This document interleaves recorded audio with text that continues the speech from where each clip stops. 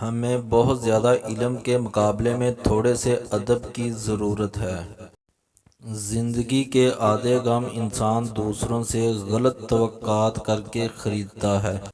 اینٹ کا اینٹ سے ربط ختم ہو جائے تو دیواریں اپنے ہی بوجھ سے گرنا شروع ہو جاتی ہیں۔ جس کو آپ یاد کر رہے ہیں وہ کسی نہ کسی صورت میں آپ کو یاد کر رہا ہے۔ ہر مرض کا علاج ہوتا ہے لیکن ایک مرض کا علاج نہیں ہوتا، وہ غفلت ہے۔ سائنس نے بہت کچھ کیا لیکن شہر سے قبرستان نہیں نکال سکی۔ جب صلح ہو جائے تو پرانے جھگڑے نہ بیان کرو۔ رشوت کے مال پر پلنے والی اولاد لازمی طور پر باغی ہوگی، بے ادب ہوگی، گستاخ ہوگی، دوہرا عذاب ہے۔ گناہ گار کی عاجزی عابد کے غرور سے بہت بہتر ہے۔ جب تک توبہ کا دروازہ بند نہ ہو کسی آدمی کو برا نہ کہو۔ دین و دنیا، جس شخص کے بچے اس پر راضی ہیں اس کی دنیا کامیاب ہے، اور جس کے ماں باپ اس پر خوش ہیں اس کا دین کامیاب ہے۔ ہر ایک کے لیے دعا کرنے والے بن جاؤ، خدا تمہیں صاحب دعا بنا دے گا۔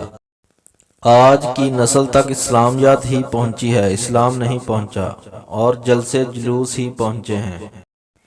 میں پھر یاد کرواتا چلوں، دوسروں کی خامی تمہاری خوبی نہیں ہے۔ نگاہ کا عادل وہ ہے جسے دوسروں کی بیٹی میں اپنی بیٹی نظر آئے۔ جہاں آپ کی پسند کی زندگی نہ ہو وہاں خاموشی سے گزر جانا یہ بھی اللہ کا شکر ہے۔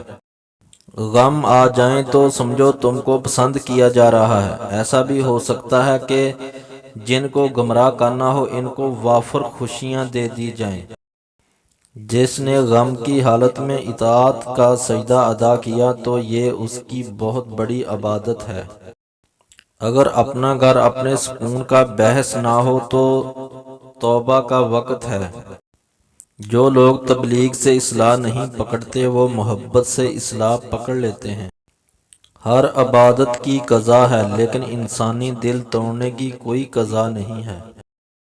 وہ مسافر جسے گاڑی میں سیٹ نہ ملی اپنے آپ کو بدقسمت سمجھتا ہے، اور جب گاڑی حادثے کا شکار ہوتی ہے تو وہی انسان اپنی خوش نصیبی پر فخر کرتا ہے۔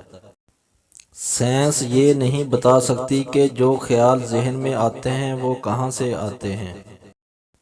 اپنی تکلیف کا لوگوں کے ساتھ ذکر نہ کرنا، یہ آپ کا اپنی ذات پر بڑا احسان ہوگا۔ قصوروار کو معافی مانگنے سے پہلے معاف کر دو۔